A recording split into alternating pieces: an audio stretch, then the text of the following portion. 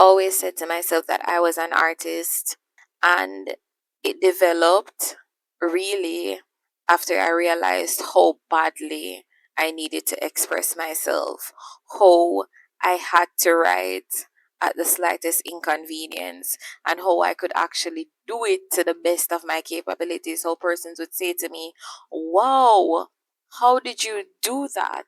And for me, although I was somewhat impressed by the commendation, it was something that I had to do. Like, if I did not write a poem, if I did not write a post, if I did not have some concept in mind that I wanted to execute, I was not me. And art to me is also creativity. Like the persons who are classified as creatives, those are artists to me.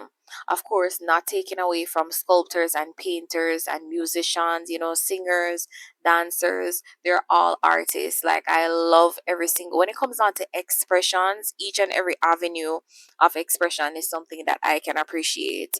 It's beautiful, it's common, yes, but it's still unique in the sense that not every story is told the same. Not every singer is going to sing a same.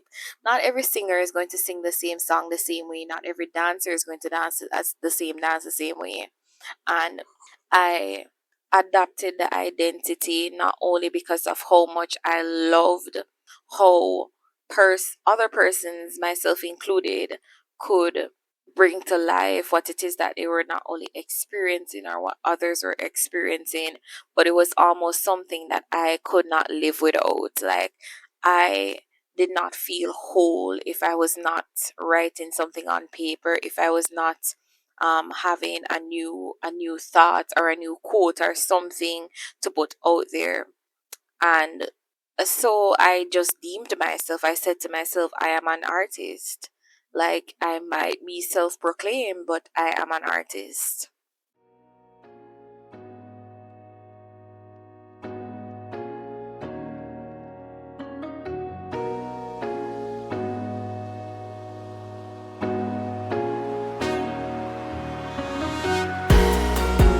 Hello there, and welcome back to the Whole Woman Podcast. I'm your hostess with the most, Nika Gem, and I am just back with a new episode.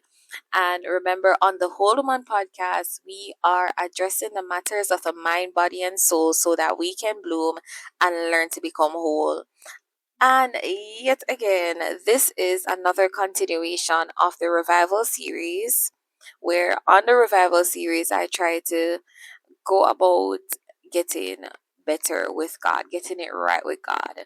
So this is not being recorded in real time. I'm still reading my Bible, I'm still praying, I'm still doing all of those avenues, but I wanted to just kind of present a commentary in a sense of the things that I know contribute to my spiritual journey.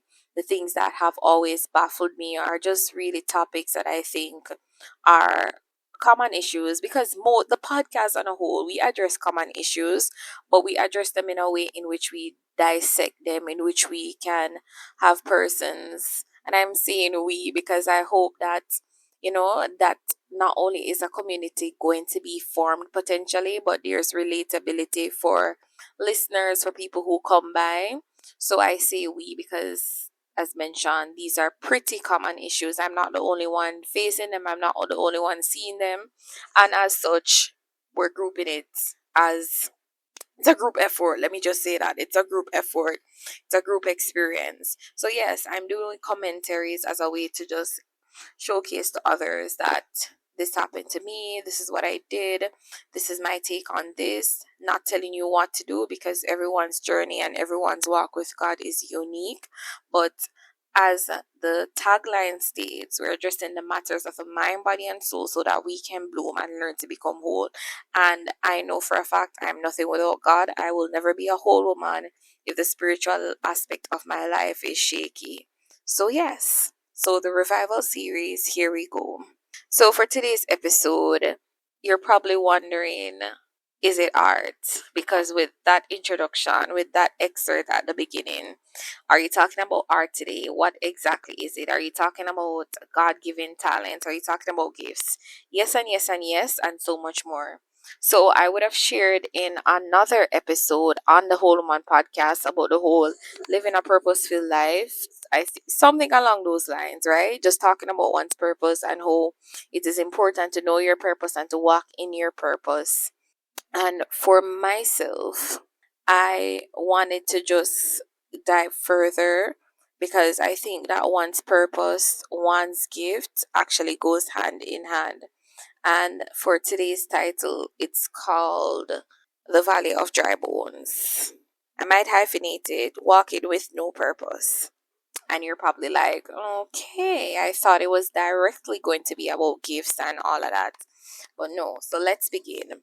First and foremost, as I had stated, I love art. I love the way in which people utilize so many different avenues, so many different methods, so many different ways to just kind of say to the world, say to people, say to others, this is me, this is what I do, this is what I love, this is how I tell you what I'm feeling. I love it. And as I had mentioned, art to me, and I think actually not just to me, I think that probably might be the definition, but art comprises of musicians, the the sculptors, the painters, and all of that. Everybody who expresses themselves and does it on a regular basis, like on a serious. I don't just mean just getting up and talking randomly, but those persons who use different um tools to just kind of express themselves and they do it in a creative way. In my opinion, those are artists. Those are my artists. Okay, not recording artists. Yes. So, especially in the church, and I just want to say as well that when I think of art in the church, from a church standpoint, from a spiritual standpoint, we're thinking about musicians, we're thinking about singers, we're thinking about, yeah, honestly, it's just musicians, singers, probably like a praise break, a praise dance team. But sometimes we exclude people like like the media persons and all of that, because I not because of what I've studied over the years, but I've always classified creatives on a whole as artiste, right? It's a form of art because art is expression. And there's just so many individuals who are inside the body of Christ who wholeheartedly use their God given talents to just express themselves, to glorify God, to show to the world that this is who they serve. And I think it's such a beautiful thing. So to me, and I'm just going to just draw a little line, right? Or more so, I'm just gonna create a little box or a circle, I don't know, or a Venn diagram. So you have art, you have the creatives, and you have what we call the standard for what we classify as artists. So you have, so as I stated, so there's art, there's artists, there's talents, there's creatives. I'm just putting all of those into one category, which is art overall. And we're talking about right now the talent. So typically you just think of singers, you just think of dancers, you just think of the musicians and all of that, and nothing is wrong with that per se. But what I want to highlight is so oftentimes these people who are so blessed by God, they have to kind of live a different life than others, which is not a bad thing. But I want to talk about how oftentimes the gift that they have, the talent that they have, and as the Bible would have said, something that is very common, and it said, your gift will make room for you, right? The God given talent that you have will open up doors and allow you to meet others, will allow you to, you're not only serving God, but you're also getting benefits from it. Just because you decided that every Sunday you're going to sing a worship song. Crazy, isn't it? So, yes.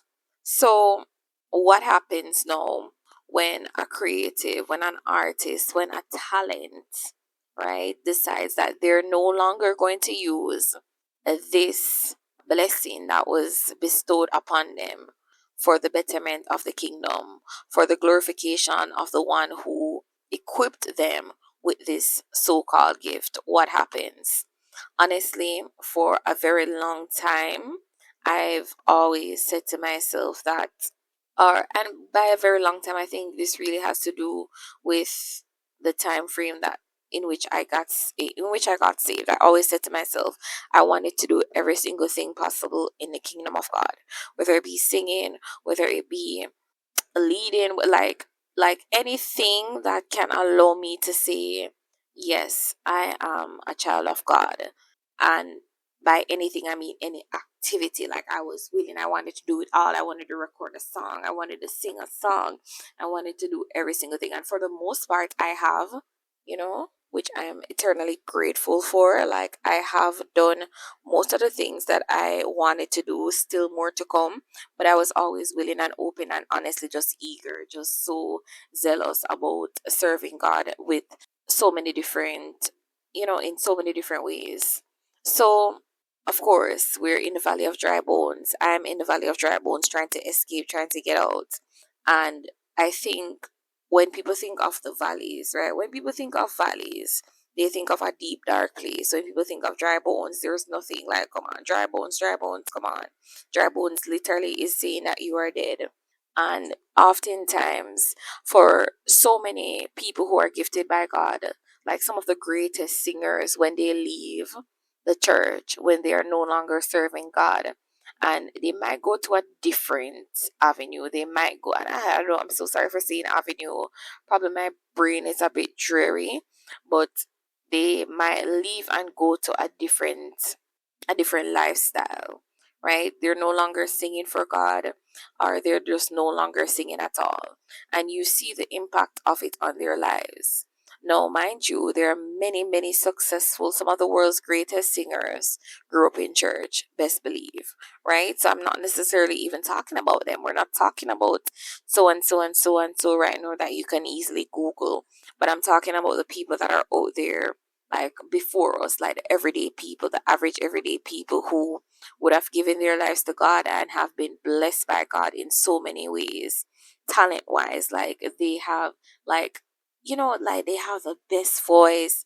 They could play a piano and just bring the house, to tear. Like there's just so many of them out there like that. And then eventually they are led aside and they turn aside from what it is that they once knew. No, to turn aside and not return, it's sad, it's terrible because a backslider is such not necessarily controversial, but sometimes it's one of the things that many Christians desire for backsliders to come home, come home. You know what God is like, you've experienced God before, you know what God can do for you. You've been deceived, but just give him one more try, like start again. However, it's completely different when somebody is living for God. To me, and this is a personal opinion, what I'm saying, as much as how I can say to you guys that yes, I did some biblical research, which I have now and then, to be honest. But remember, this is my commentating. This is me saying to you guys, authentically, this is what's happening right now. I'm not telling you that this is what's going to work for you. I'm not saying to you that this is the right way, but I'm just telling you. So, yes, I'm just telling you from my perspective, from my experience, from what's happening to me, from what I've seen happen to others, from what I'm trying to move away from. Of course, I'll drop a verse or I'll drop a thing at the end, because at the end of the day, everything that you're saying or everything that you're quote unquote teaching, it should be back biblically. But for the basis, like for the base content, I'm just speaking. So yes. So IMO, which is in my opinion, when persons are still living for God, they know their abilities, they know what they can do, and they don't do it. I think that's somewhat even worse than somebody who has left the faith. And I say that because oftentimes, as mentioned before, it's your gift. Not only does it glorify God and help to build towards his kingdom, but it also opens up doors and avenues for you.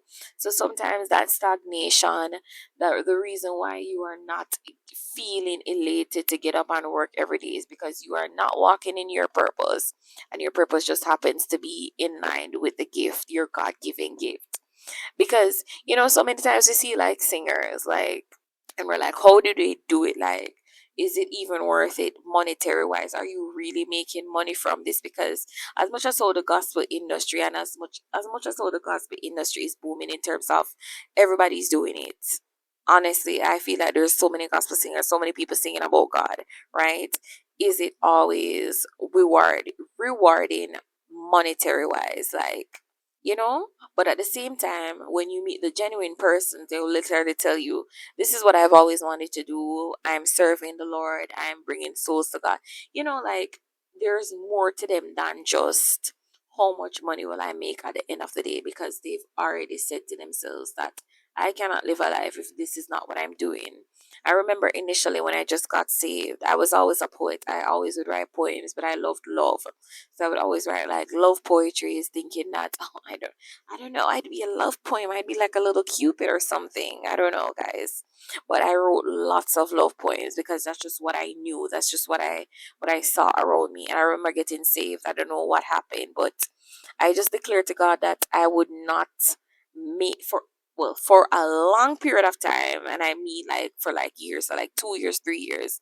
I decided that I was just going to simply solely focus on writing biblical or spiritual based poetry. I was not going to allow love or what seemed to be love to consume what I expressed, what I used my form of expression for. And to be honest, it was in church that when people discovered what I could do, I would always have the opportunity to share some more to share some more poetry, to kind of put myself out there like I've never done before. Now, was it rewarding in the sense that was I getting accolades and were people telling me, oh girl, you need to go to so and so hotel and represent so and so president there? No. But it was still refreshing. It was still refreshing spiritually to know that if there was an event or if there was a program, they wanted to hear something that was clean, something that was tied to God, something that also showed what God did for me. You understand? Like, and I say what He did for me in terms of how He allowed me, how He blessed me with such a gift. There were many other things as well, but I'm primarily just a writer. The girl is primarily a writer. Yes. And with that being said, even though there were, because honestly, I feel as if God, well, not feel as if, I know that God has already seen today. God knows what is to come. So sometimes there were incidents where I feel like I missed an opportunity, or I was so close to what we would call to go large, or to go mainstream, or to have more persons see, or for more persons to become fascinated. And even when those moments slipped away, I still did not deter, because I knew that there was a bigger picture. Like, even when it came on to my education, my studies, I remember there was a time when I said to myself, if I get out of this in the way that I want to get out of this, I will dedicate this to you, God. I remember even the very first time I published my anthology, it was just strictly biblical based poems that I love them, you know? So even though I was not getting quote unquote paid per se, just the fact that I knew I was on the journey doing this for God, I felt very refreshed. Then, of course, life happens, and you are no longer quote unquote walking the walk. And by walking the walk, I'm not talking about inadvertently living in sin or anything of that sort, but there are just some things in life that cause you to just drop out. For me, it was not only experiences, but it was also as a result of me going to somewhere completely new. And I started to say to myself, this is, not only have I relocated, but I've also placed myself in a position where I am now second guessing what I can do, what I'm supposed to do, what I should do, if I should even do it. Does it really matter if I do it? Like, what's gonna happen if I don't do it? Am I going to be dried out forever? Am I going to have this gift or this talent taken away from me? How can I ensure that I'm still on the narrow path and utilizing what it is that you had given to me, Lord? Like, what to do? And there was a story in the Bible about the talents, like God giving the parable of the talents, right? And the three servants, they had different money. They had different amount of money.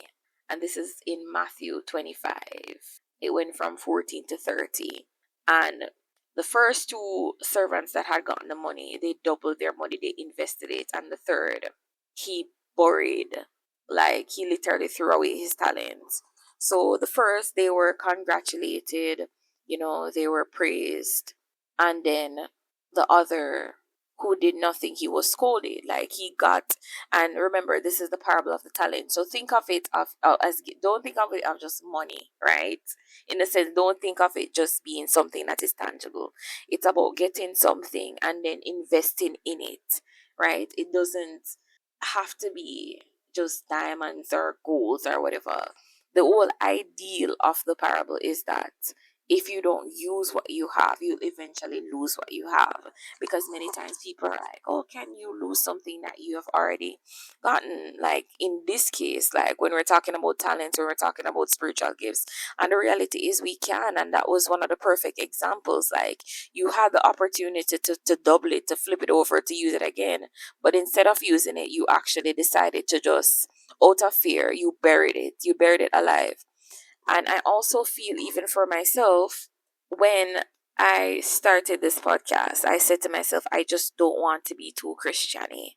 Like I don't want to put myself in that bracket where I'm just talking about God, because as much as how I felt it on me, I just did not want to put myself out there like that because of many reasons: accountability, fear of what people would say, fear of what people would do. But just the same, the ideas, they came over and over and over and over again, just pressing in my head, just telling me to just go ahead and do it. Like even if you don't get 100 people, because you're literally there. Like I literally wrote, well, not wrote, but of course the ideas, I literally publicized something talking about love briefly, and I'm saying to myself, how is this, as much as how you're stating that this is for relatability and all of that, but did that really help anyone, or was that just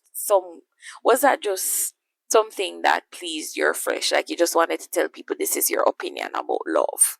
You understand? Versus telling people, why I'm going through this spiritually, but this is how I'm building myself back up through trusting and communicating with God, right? Which one is more enriching? Because really and truly, only what you do for Christ will last. No, I'm not saying, as I mentioned, that the Whole Man podcast will always be about today's spiritual life, today's spiritual this or anything like that. But I knew for a fact that I had to do it. And let me just continue to say that oftentimes, when you build your life around such a gift, when you build your life and it's centered around just constantly, doing things of God, of course, you can burn out, quote unquote. But when it becomes almost like something that you are, something that you've welcomed, something that is, it's more than just a lifestyle. It's almost like it's a commitment you've decided to honor. And I say it's more than just a lifestyle because anybody can stop living a lifestyle, right? It's a commitment. It's something that you said to yourself, this is what I'll do even when I don't feel like doing it. This is what, and nothing is wrong with the word lifestyle, but I just wanted to just test even further how serious it is when it comes on to being on your journey with God. Like, it's a commitment. Even if tomorrow you wake up and you decide that you're not feeling it, right? With the fact that you knew that God gave you something, He blessed you with the ability to sing, He blessed you with the ability to speak. Even if you roll out of bed and you feel discouraged, you know for a fact that you have to show up because God blessed you with the ability. And when it is that you come to a point where you no longer are enthused, you're no longer able to live out what it is that you know you are called to do, or what it is you know that you know that there is more of it for you to commit to. There's more of it. There's more there. The leg of the race has not finished. You just have to push through. It's almost like an itch. It's almost like a nag. It's almost like an ever present reminder, like a whisper in your ear to say, this is how it's going to go down. Like there's always like a doubt, a lingering fear in the back of your head to say, what if you do not fulfill what it is that you're supposed to do? Is it that you're going to get more time, or is it that somebody else is going to do the job for you? Because the reality is God's work has to go on even if you don't do it. And I think that that's actually something that even myself had to learn the hard way, because I used to say to myself, okay, being that I'm so pumped up, I'm so pressed, I'm so alive, I'm so willing to do this, and I'm so willing to do that. What's going to happen when I leave and there's nobody else around me with the same energy? Is it going to just fall? Is it just going to fail? Not realizing that God's plan is even bigger than me. Not realizing that it's either you continue or you discontinue and somebody else picks up the baton. And that was something that I had to learn the hard way. And even know when the baton is still in front of me, right? It's in front of me, but I still have not taken up the baton. I might be in a different race, but I have not taken up the baton that was supposed to allow me to continue on the journey that I have to fulfill. And I say have to fulfill because we all have our purpose. We all have our destinies, right? And if I have the baton in front of me and I decide that I'm just going to break for a while and look somewhere else, there's just always going to be this ever present reminder saying, remember, this is what you're supposed to do. And it might haunt you a bit, it might make you feel uncomfortable. You might have a few doubts in your head because you knew what you're supposed to do. So many of us know what we're called to do and we don't do it. And as a result, we find ourselves in situations that are dreary, depressing, and just dark. But we slowly have to find ourselves out of it. Like, I literally had to ask myself, similar to how you always say, by 30, you want to have this thing, you want to have this and that. You want to have potentially a family, a house, a this, a car, a better job, all of those stuff. What about the spiritual part of your life? Are you just going to live? Are you just going to live and cater to all of those other avenues, but you're not catering to your soul, which is the most important? Are you not going to cater to what you know is going to feed your soul? Because we can live and we can serve God. And I always say to people, serving God is not always about having the biggest platform, about having a singer's voice. And I said it, I think, in my last episode as well. Like, meet God where you can meet God. Don't wait until you are the lead singer or anything of that sort. Meet Him where you can, because He's willing to meet you. And that was just a reminder to say that, you don't have to have the biggest position or anything of that sort, because not everyone is going to be a singer, dancer, preacher, evangelist, and all of those stuff. However, you should serve Him while you can. Serve Him in the way that you can, wherever you go. And I remember just saying to myself recently, what's going to happen when you have all of that, but what you know you're supposed to do, you're not doing, and you're physically in a good place. You're physically shaped up, but spiritually, you're at a medium or even a minimum. You're at a medium level or you're at a minimum requirement level. Like, what's going to happen then? You can avoid it. You can blindly say, okay, probably this was just not for me. But I've realized the way how life works, and I've seen it so many times where people might quote unquote start over and they go to a new church or they start somewhere else, and they have to leave, not because they're doing something wrong, not because they are uncomfortable, but they're uneasy with the fact that they can't do what they know they were supposed to do. They can't act in the capacity that God told them that they were supposed to act in. It might be a case where it's already been occupied. It might be a case where they know that they want more, they've tasted more. And the greed that I'm talking about, or more so the want that I'm talking about, is the want to just add to His kingdom, the want to just do more for Him. Like, what happens when you try to hopscotch and you're here, and then every single thing that you're doing at this new place presently reminds you of the past or reminds you of what you know you're supposed to do? It happened to me. to the point where I'm like, whoa, like what's going to happen? No, and I had to find ways. I'm still finding ways in which I can just not not necessarily compensate for what I've lost, but how can I occupy until he comes? How can I ensure that I'm doing what I know that I'm supposed to do as a child of God, as somebody who feels they have already been taught their purpose? Like, how do I ensure that I'm continuing on that journey? So yes. So as I said many times, we are blessed spiritually with talents, with spiritual gifts, and we might put them down, we might lay them aside, and we think to ourselves, they'll always be there. They won't. And with that knowledge of the fact that at any moment in time, things can change, it's important that we align ourselves with the purpose that we know of. We're not talking about the people who have no idea what they're supposed to do. We're talking about individuals who know that they were called to talk a certain way, to lead somebody, to sing something, to play this, to play that for the betterment of his kingdom, because the world has many people. What about the kingdom of the Lord? With that being said, this is today's episode of the Whole Woman Podcast. I'm your hostess with the most, Nika Jem. Bye bye.